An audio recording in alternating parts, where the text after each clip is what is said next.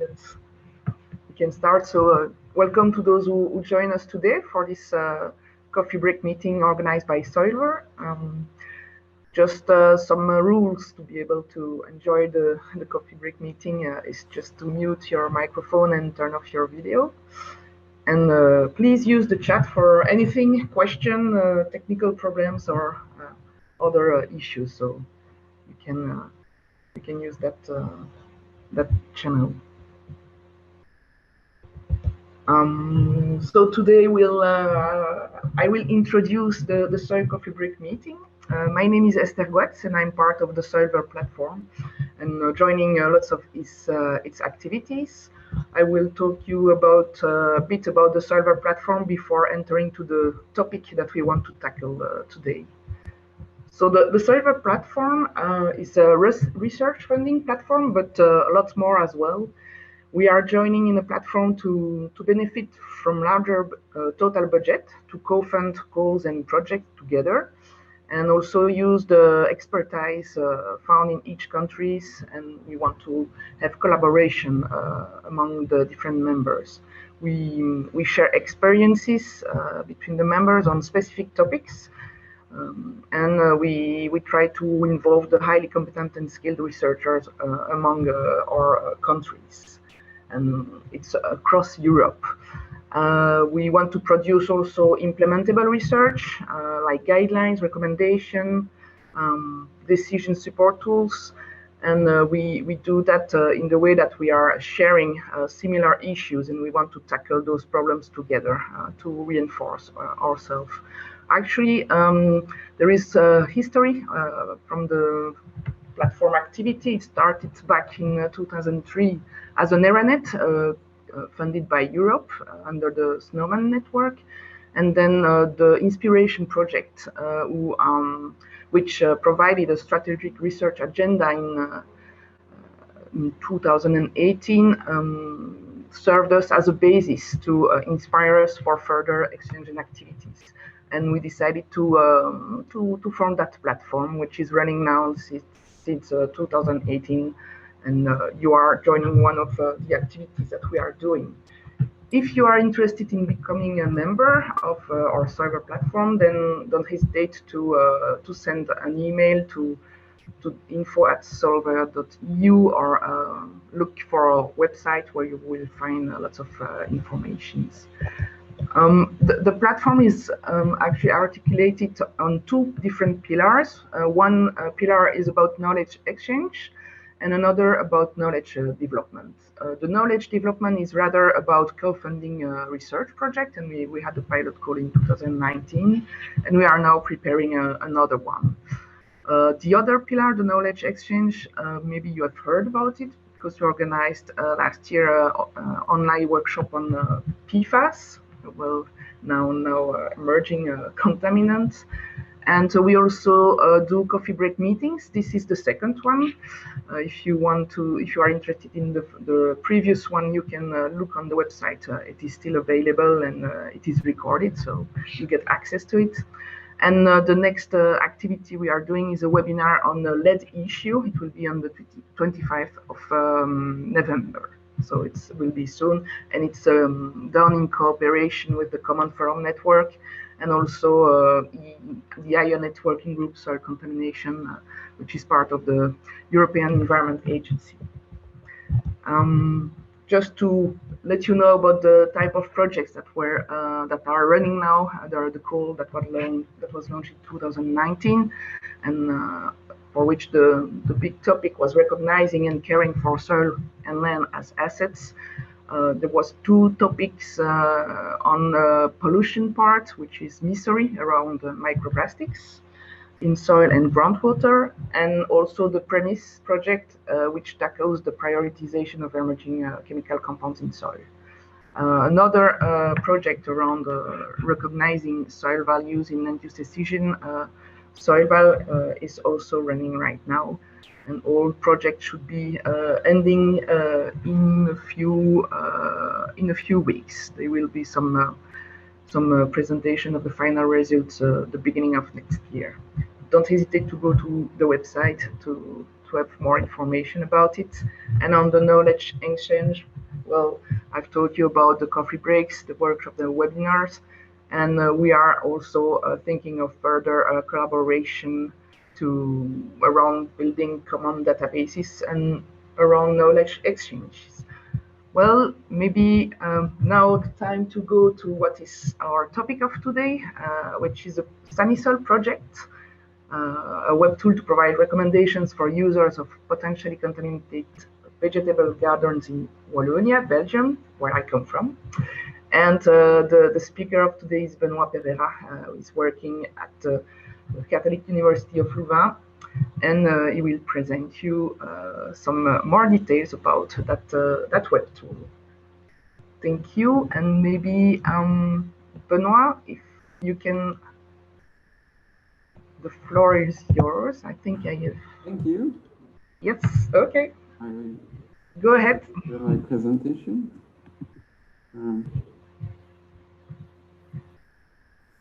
You can share your screen. Yes.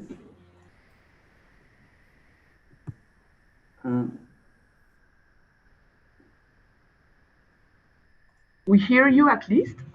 Did you see my screen? Sorry.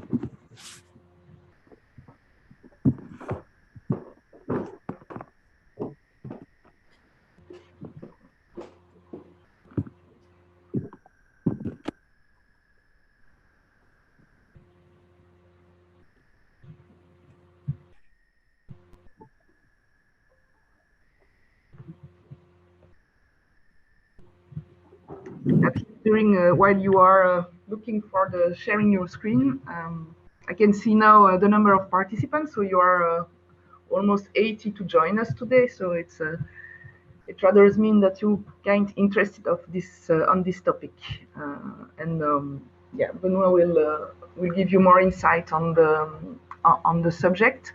Also, this session is recorded, so if you are not able to join today, it will be available also on the website, like the first coffee break we've done. And actually, you have like a long version, which is exactly what Benoît is going to talk to us about today. And then we have also kind of a pitch, which allows for listening for 3 minutes, I would say, the content of everything. Benoît, we see you, at least.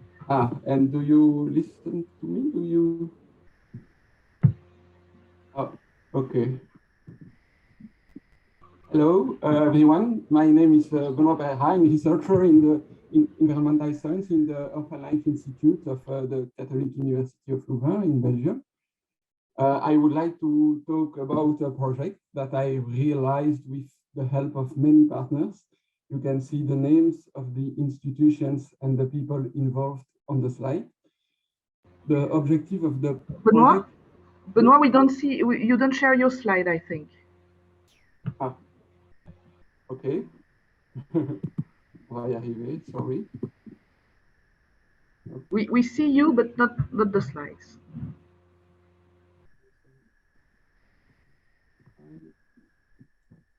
On va y arriver.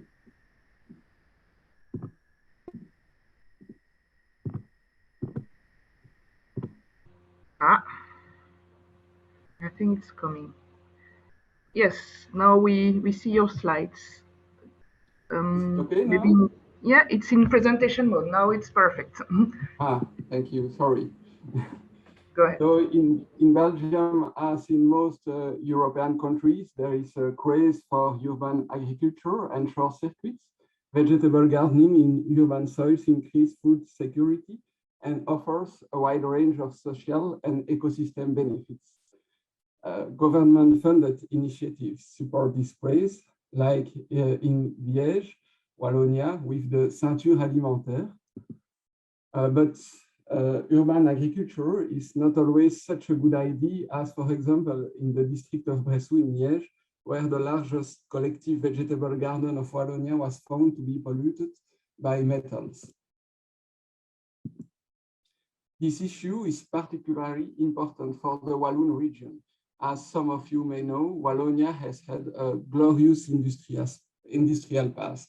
In the 19th century, it was a world-class industrial power, second to England. Industrial activities included iron mills and steel-making blast furnaces, coal mining and cokery, and non-ferrous metal smelting plants. The atmospheric deposition of pollution from these industries have increased metal topsoil content, such as arsenic, cadmium, and lead. In the Liège area, background concentrations of metals are particularly high. The concentrations uncontrolled locally correspond to 3 to 30 times the European background level. Urban agriculture and short circuits on soils with elevated background concentrations led us to the SANISOL project to provide appropriate recommendations for users of contaminated vegetable gardens in Wallonia. We developed a web tool called SANISOL. You can see here the logo of all the project partners. If you follow the web link, you will discover the SANISOL web page. Sorry, the tool is in French right now, but translations into English and German are planned in the future. The SANISOL web tool led to the SANISOL, the SANISOL web page led to the SANISOL web tool. If you click in the red flag here, and then it begins by a question form in order to provide recommendations tailored to the user's characteristics. You have a question about age, consumption of products, like here you see some of garden products you can select if you have had this product in your vegetable gardens. And you have also a question about the attendance of the vegetable garden. And also, of course, about the garden soil, metal content and pedological properties. Here you can see the encoding form from the 10 trace metal elements taken into account by the SANISOL tool: arsenic, cadmium, chromium, copper, manganese, mercury, molybdenum, nickel, lead, and zinc. This information entered in the forms by the user will allow the SANISOL tool to deliver recommendations in two distinct parts. The first part provides recommendations concerning the health risk posed by the presence of metals in soil, and the recommendation in the second part is related to the product that can be cultivated safely in the vegetable garden. The recommendations concerning health risks are provided from a health risks assessment model, which is an adaptation of the S-risk model developed by the Flemish agency Vito. The equation of the S-risk model were adjusted in order to fit the Walloon context and the vegetable gardening reality. The general principle of the model is based on the calculation of a risk index. It compares the person exposure to a toxicity reference value. For some pollutants, it is based on the computation of an indicator called excess cancer risk. The general principle is the same. The computation is based on the pollutant exposure and toxicity reference value. The computation of the person's exposure in the SANISOL model take into account the gardener's profile, age, garden product consumed, etc., and several exposition pathways as illustrated on the slide.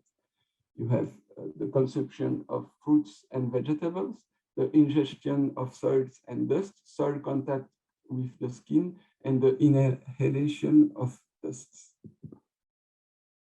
On the other hand, the SANISOL model does not take into account the consumption of products other than fruits and vegetables, like water, dairy products, meat, fish, cereals. All of these routes of exposure will contribute to a person's total exposure to a given contaminant. This graph illustrates the exposure of an adult to lead. For a soil with 155 content, ppm content, and in a median exposure scenario, which is a classical diet and attendance, frequentation of the vegetable garden. So on the graph, you have 100 squares. That means that 1 square represents 1% of the total exposure taken into account in the SANISOL model. In this example, we see that the fruit and vegetable consumption represent about 40% of the total exposure, while the ingestion of soil and dust represent about 60%. Inhalation and dermal content represent less than 1%. The computation of the person's exposure allows the SANISOL model to compute the risk index and the excess cancer risk, depending on the pollutant. These values must be below a threshold corresponding to something considered as tolerable in terms of probability of harmful effect on health. If these threshold values are exceeded, this means that there is a potential health risk. In this case, SANISOL tool reports information on the health risk cause. The SANISOL model was evaluated under different scenarios. The SANISOL model does not provide satisfactory results for arsenic, cadmium, and lead. I will mean satisfactory for the expert around the table that built the model. For cadmium, it was felt that the model was too optimistic. It did not indicate human health risk in situation where a risk was expected. Therefore, the threshold value of the index, which has a theoretical value of 1, was lowered to 0.26. It corresponds to 4.5 ppm in a median scenario in relation to gardening practice and self-consumption of vegetables in Wallonia. If the soil shows a value exceeding 5.8 ppm, the user receives a warning message that the soil cadmium content is high. The user is invited to contact the regional administration. For arsenic, the calculation of exposure did not give a consistent result. One of the problems was the limit of quantification for vegetable that was too high for estimating the arsenic levels in vegetables. For this element, there is no health risk computation, but only a warning about high soil content at 31 ppm. For lead, the SANISOL model indicates a health risk for most urban gardens of Wallonia due to the lead content of this garden. This is why there is no exposure calculation in the SANISOL tool. After much discussion between the project partners, the value of 155 ppm was chosen as the threshold at which a health risk would be reported to the user. The user also received a warning about high soil content at 534 ppm. So there is also a message to put the potential health risk in perspective of the total exposure. For example, for lead, you will, if there is a health risk, that means that if you exceed 155 ppm, you will receive the message, as an adult, you are primarily exposed to lead through your general diet. Direct ingestion of soil particles and dust can contribute significantly to your exposure if soil levels are high. For a child, ingestion of soil and dust particles is a very important contributor to exposure. It can be higher than the food intake in case of high soil contamination.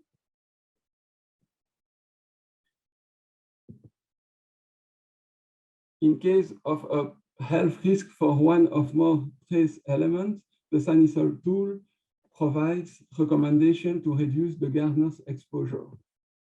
like washing your hand after gardening or washing and peeling the vegetable you produce. SANISOL's estimation of the garden produce metal content is based on a database gathering about 2,000 pairs of Walloon soil and plant analysis. We use this data representative of regional conditions to estimate soil-to-plant transfer model. We compute models when we had at least 20 available data. But 20 available data does not mean that we have 20 quantified soil-plant data pairs. This table shows the total of quantified soil-plant data pairs for tomato. As you can see from the table, we have 46 quantified data for zinc and copper, but only 2 quantified data for lead. When there are not 20 quantified data available, we do not calculate a linear model, but the concentration in the vegetable garden is estimated by a representative constant value, such as the half of the quantification threshold. The vegetable content is estimated by the means of a linear model when we found a linear relationship between the soil properties and the plant metal content. Here you can see the model used to predict the cadmium concentration in the lettuce based on soil cadmium content and the pH. The quantity of garden produce is provided for 14 fruits and vegetables. I do not have time here to present the result for the 14 vegetables and the 10 metals today. A technical documentation of the SANISOL tool is available. Sorry, it's in French. As an illustration of this documentation, this table presents the linear relationship between soil zinc content and the plant content. Here, for zinc, a soil-plant transfer model exists for 10 vegetables. Also note that if the user has a particular soil, for example, with extraordinarily high content, he will receive a warning message that the information provided may be inaccurate since his soil does not match the soils used to build the soil-to-plant transfer model. The model results are used by the SANISOL tool to indicate if a garden product is likely to have trace metal contents higher than a commercially purchased product or than the maximum level in foodstuff. This information is provided in a table format with 4 color codes, like here, dark green, similar to commercial product, light green, higher than the commercial products, no health risk, orange, higher than the commercial product for metal or elements which has potential health risk based on the SANISOL model. And finally, red color higher than the maximum level for contaminants in foodstuff. In this example, it was calculated based on the soil properties of the vegetable garden that the lettuce is expected to present higher cadmium content than the European norms.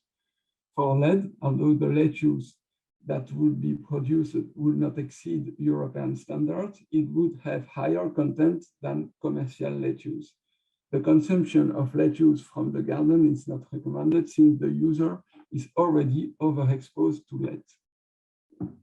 That was determined in the first part of the model. Conversely, although lettuce produced in the garden will have higher levels of chromium, nickel, and zinc than commercial lettuce, the user's exposure to this metal does not present a health problem. That's why it's light green. Well, some concluding remarks and perspectives. This tool meets a recent awareness regarding the problem of massive diffuse metal pollution of soil. Although this web tool provides appropriate and tailored recommendations for garden living in areas with high metal content in soil, there are still lots of uncertainties and progress that needs to be made to properly manage the human health risk associated with metals, such as arsenic, cadmium, and lead. Thank you for listening to me, and feel free for questions. Thank you, Benoît, for your presentation, which was quite synthetic, despite the work behind it, because lots of people were all involved in that project. I see that in the chat there are some questions. So the first question is a question around the fact that those equations of the transfer of metals to vegetables will they be implemented in the new SRISC software? So the SRISC software is the one used by the soil experts according to the soil decree in Wallonia. And so maybe I will answer that rather than you. Thank you. I'm working at the administration, and we co-funded that project. Yes, not right now, but it will be considered for as an improvement of the SRISC tool, which is used in Wallonia. Now those equations are not yet implemented, but indeed we will base our future improvement on the soil transfer part based on that work, because it's quite extensive work, and yeah, there are many data that have been exploited to be able to derive some equations around it. And is the scientific report already publicly available? Yes. Benoît has put the address on the last slide, and you can find on the portal Health and Environment all the documents. Everything is available, but in French. So if you need more information, don't hesitate to come to us or to Benoît, and we will answer some more specific questions. There is another question. Since the different vegetables do not explore the soil over the depth, tomatoes' roots go deeper than salad, I guess, I am wondering if the pollution is considered depending of the depth. So Benoît, maybe you can say something on that?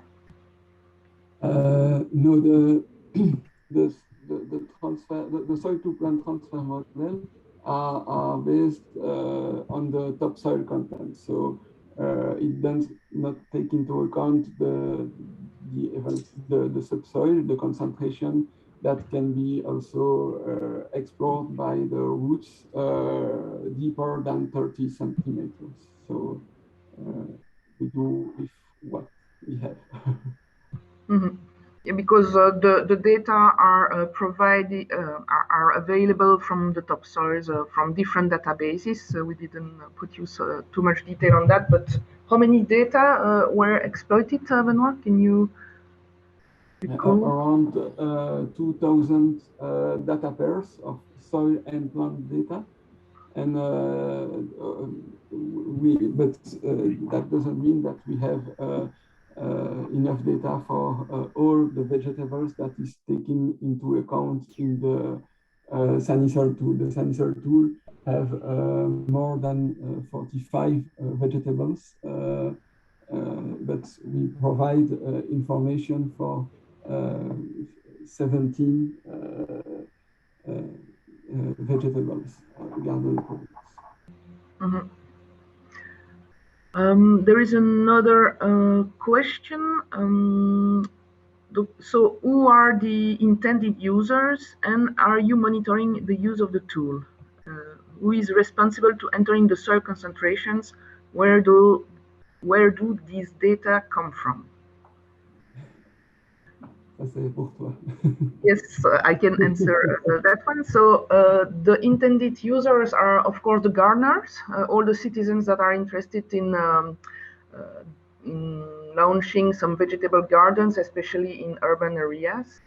And so there is also a help desk which is associated to the web tool, and which can also answer all questions that people are asking themselves.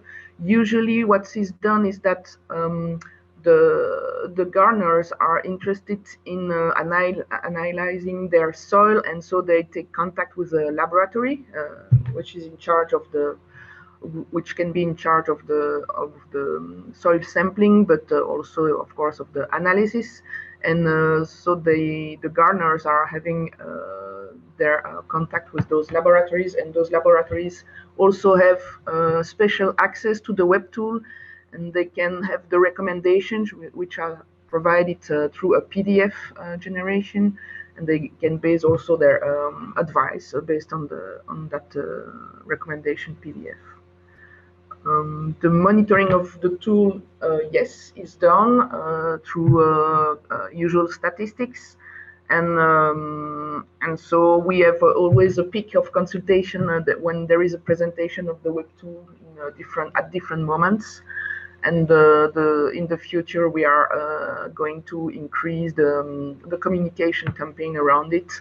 All the municipalities have received that information, and so they know that they can use that tool as well to maybe get attention of their citizens. Okay, there are some other questions, lots of questions. I try to put them the way they come. The origin of the data. Did you say some words about it? The origin of the soil plant transfer data. Yes, there is some study in Wallonia, the PolluSoil 2 project that have collected many pairs of soil and plant in vegetable garden of Wallonia. That's the first source of data, and the second source of data is data from laboratory in Wallonia, in the Liège province, which do soil and plant analysis. The person sends soil and vegetables from the garden to the lab, and the lab send us the results, but with no indication about the owner of the vegetable garden. It's anonymous. Thank you. The next question, somebody from France, who is surprised that the warning high soil content is as high for lead, meaning 534 ppm, as the warning potential health risk 155 ppm.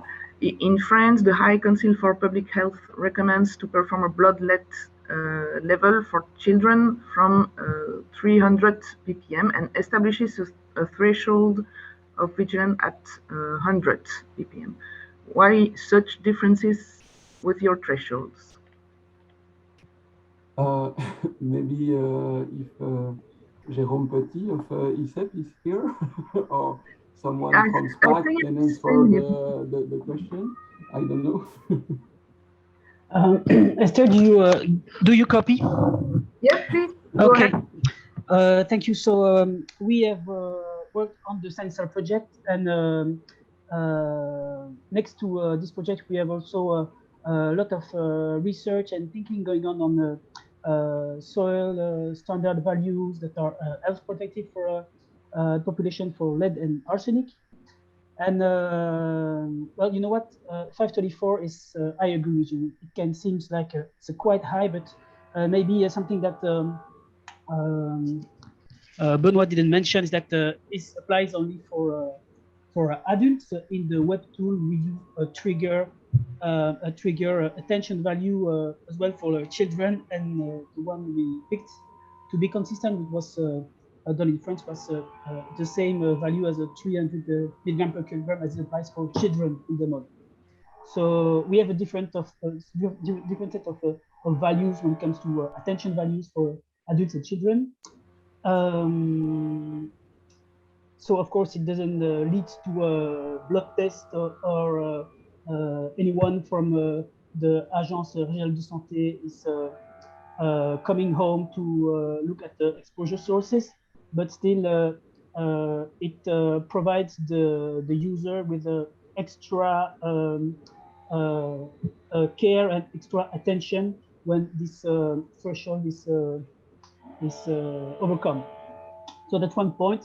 and on the 155 milligram per kilogram. So these two values, they are in fact purely environmental data. They're not risk-based, but they're thought to mitigate the risk in, I would say, a practical way.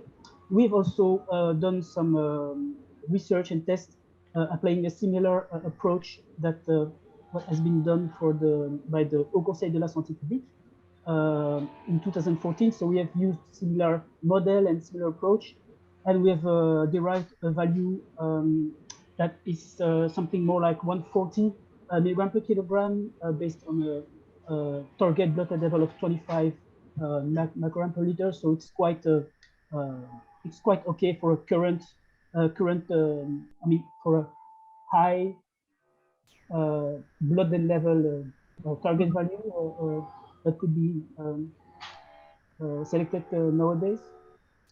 Mm-hmm. So yes. Thank you, Jérôme. So it was close to the 155, and it was we found an agreement around that. Mm-hmm. Maybe also I can precise that the web tool is really a recommendation tool. There is no obligation or I would say behind. And when the users are entering soil values and that it is very high, we ask for them to be able to transfer those data to the administration. And that allows us to see if potentially some areas are of high concern and to see how we can cope then further and make some further action on that basis. But the web tool itself is really a recommendation and designed on their own behavior of frequency of the garden and also the type of vegetables that were grown there. There is also the idea that we try in as much as possible as making possible the gardening activity, because that gardening activity also brings lots of health to the people, physical health and mental health. And so we try to make in balance the problems of soil pollution and the gardening activity. And at some points, we recommend not to do that in their soil in situ, but rather put that in boxes, for example. So this is also the intention behind. Maybe I go on with the questions. From Dietmar, it was mentioned that translations are intended. Will that be the scientific report or the entire web page of SANISOL or the web tool? Is there any idea regarding a possible timeline for getting it in air? Well, translations. So the idea is first to concentrate on the translation of the recommendation provided by the tool, because we have some citizens in Wallonia that don't speak French, so they want they use the German language. So at least that is one of the priority for the translation. For the scientific reports, I guess that we are staying in French, but I would say that there are some scientific publications which can be foreseen, and those, of course, will be in English. But you can still access the French report on the website. And the web tool, yes, it will be also intended to be translated, but right now it's not the priority, I would say. So the timeline for it, I would mention maybe in the next year, but first we need to focus on the users that are not French speaking. Another question from Frank Marot. In the SANISOL exposure scenario, to calculate the risk, how was taken into account the proportion of vegetables coming from the private garden? One value or several? 100%, 50%, 10%, or a distribution and origin of these values? Benoît, maybe if you... Alors, in the tool, you have a cursor. You should try the tool. It's fun. So you can indicate that more or less 25 or 50% of your total vegetable consumption come from your garden. So it's the user that indicates the proportion, and then in the model we use the value from database from commerce for the parts coming from the commerce, and the result of the model from the part coming from the vegetable garden. So some people in Wallonia eat most of the vegetables from the garden, and some of them eat only maybe 25% of it's just a small part. So you can indicate it on the tool, on the web tool. Mm-hmm. Yeah, we also had discussion how to formulate the questions such that the users, which is not an expert, could answer it easily. So there was work on the communication part, I would say. And if the user doesn't know what to put, then we get a default value for him based on the studies in Wallonia around that topic. You can answer I don't know, and it's if you answer I don't know the proportion, you have just median consumption from previous study producer 2, where we ask to people exactly what are the vegetable consumption. So you can also answer I don't know. Mm-hmm. Next question from Marine Moutier. Does the tool take into account bioaccessible fractions, or were the regressions established based on total metal concentrations? The soil to plant regression are based on aqua regia. It's not total, it's aqua regia concentration, because like I said before, the data are coming from lab, and routine lab analysis in Wallonia for metals are aqua regia. Mm-hmm. And I think that with that I've gone through all the questions of the chat. And I looked at the time, we are quite right on time. So maybe I can, yes, so, yes, Jérôme is adding something to the bioaccessibility. You're right, Jérôme. So there was a discussion also in the project on those bioaccessibility issue, and it was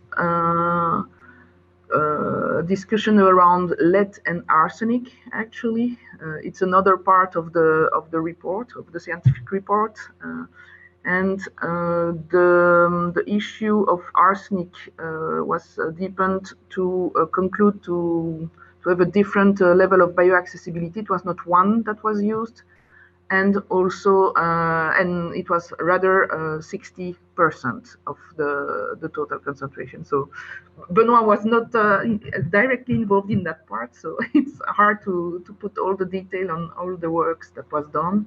But here, thanks Jérôme and Marine to that question. I think that now we're good, but still arsenic risk. No, there is another one. That's Jérôme.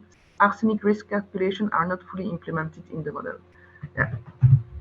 So that's part of the discussion which is running with SANISOL, because it's a tool which is also intended to be improved around across the new knowledge that we can gather. And so this SANISOL tool is a first version, and we are still discussing on going further with that tool and to improve it on several levels. So you will know more about a next version in the future, but right now you can still try already the one which is on the web.